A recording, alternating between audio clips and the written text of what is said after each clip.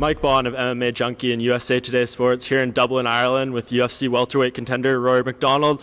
Rory, you're one of the guest fighters for this event. What's it like to be out on fight week, but obviously not having to cut the weight? You get to meet the fans, enjoy yourself a little bit. It's definitely more relaxed. You can have fun, meet people, talk to people, and it's fight week. You're like kind of in your own bubble, and you're like hotel room, gym, sauna, repeat. Yeah. So. No, it's been fun. I just got here this morning, and it's a beautiful city and amazing people, and I'm really enjoying it. Yeah, and obviously, first of all, how are you just feeling? It's been a few months since your fight with Robbie Lawler. Both you guys got really banged up. What was it like just the months after that week's just recovering from, all the damage sustained by both you guys? It wasn't so bad. I mean, I took about 5 days, and then I started hitting the bag again, slowly, every day, more and more, and it really didn't take me too long to recover. My nose took a couple months to heal, and it's still healing. And I'm training hard and feeling really good, feeling better than ever, really, to be honest. Yeah, and you just had an incredibly positive attitude after that fight. You're tweeting, it was the best time of your life. Is that how you still feel a few months later? What are your biggest takeaways when you look back, just reflecting on what that did for your career?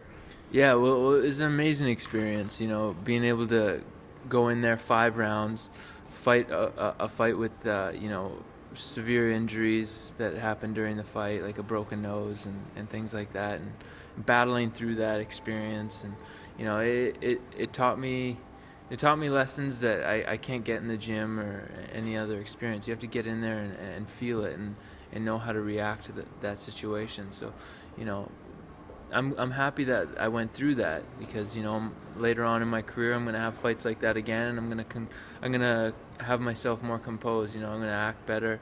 I'm going to stay more relaxed, stay more focused. I won't freak out and gas out in the fifth like I did.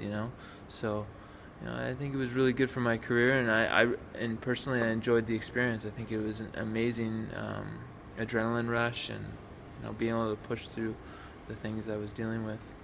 Yeah, is it more frustrating, or do you not look at it all, the fact that you were up 3-1 on all 3 judges' scorecards going into that 5th round when it ended, or is that something you can't really consider it's past is the past? I don't really look into that. I mean, at the end of the day, Robbie Lawler put me away. He put the stamp on me. If I was ahead before that or not, he closed the fight before judges had their turn. So, it doesn't matter to me. He won the fight. Yeah, and I know you said your obvious goal is to be champion. What's it like now, being in that position, 2 losses to the title holder, but it doesn't really feel that way. It feels, you're kind of in that Chad Mendes realm. Well, the second fight was just so awesome that people don't really look at it that way. Do you feel that, a third fight is still very much within reach, or do you think it's going to be hard as long as Robbie holds the belt? Oh, no, I'm sure, especially, 2 great fights we've had so far, and fans have loved it. I think they would love to see a trilogy fight. And I'd love to win that one. So, I'm looking forward to it. And whenever it comes, I'll be ready. Yeah, and a lot of people were upset when Carlos Condit got the next title shot. But you called this months ago when I was in Tristar interviewing you, saying who should get the next shot. You said Carlos Condit. So, Johnny Hendricks is obviously very upset.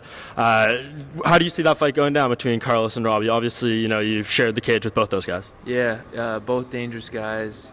I really don't know who to pick in that fight. I think they both bring a certain intensity and a certain mindset that just it's going to put on a great show. I'm gonna really enjoy it as a fan, and may the best men win. And what did you make of what happened with Johnny Hendricks? He's supposed to fight Tyron Woodley the last event earlier this month. Weight cut went poorly, had to go to the hospital. Fight got canceled. From your perspective, those are 2 guys. They're saying they're vying for a title shot. When you see, your peers, these fellow contenders, something like that happen with his weight cut, what do you think? Well, yeah, I felt bad for Tyrone. He cut the weight, and he was doing what he had to do, and his opponent didn't do his job, didn't keep up his end but I don't know what Johnny was dealing with leading up to that. I don't know if he had a sickness or an illness. I didn't research it at all or hear anything, so it's hard for me to say. It's just unfortunate that happened, and Johnny's, I don't think he's missed weight before. I think he's came close a couple times, but You know, he's usually pretty professional. It sucks it had to happen that way, but you know, I'm sure he'll be back on track. And yeah. Yeah, and just to change gears a little bit, Tristar is all over the news these past couple of weeks, whether, it's the talk of George maybe coming back, Sage Northcutt. Let's start with the Sage thing. You were there. We saw photos of you, going to dinner, training with him. What was it like? What are your thoughts on this 19-year-old undefeated, phenom right now? Yeah, great potential. Great potential. UFC definitely scooped up a bright kid, so it's exciting, and I'm happy he came to TriStar. It was a great experience learning from him and his father. I was asking him questions, and they were showing me some things, and I had a great time with them. They're great people, and we'd love to have them back anytime. Yeah, and it sounds like from what Froz has said, he is joining the team. He's going to be a full-time member, at least for his training camps. What do you see? You were kind of in that position once. You were very young when you went to TriStar. Not more experience than he has now. But what kind of advice, tips do you give someone like that, where so impressionable, so much potential? Oh yeah, I'm pretty much in the exact spot he was. I came to Montreal when I was about 20 years old, 19, 18. Visiting, so I'll help him out as much as possible, and it's up to him. It's an individual sport, and he seems like a hard worker and he's focused, so I think with his natural athleticism, his hard working attitude, I think he has a very bright future. Yeah, and just, to George, it seemed for so long, we'd talk about him, but it never really seemed like there was any progress one way or the other until recently he did that interview with RDS in Quebec and kind of said, he's actually feeling kind of the urge for the first time about coming back. When you see him in the gym, I don't know what kind of conversations you've had, but, your gut feeling, do you think we see George St. Pierre fight again? I have no idea. Honestly, I never talked to him about it. We pretty much just talk as friends, and we do the work, we train, and that's pretty much it.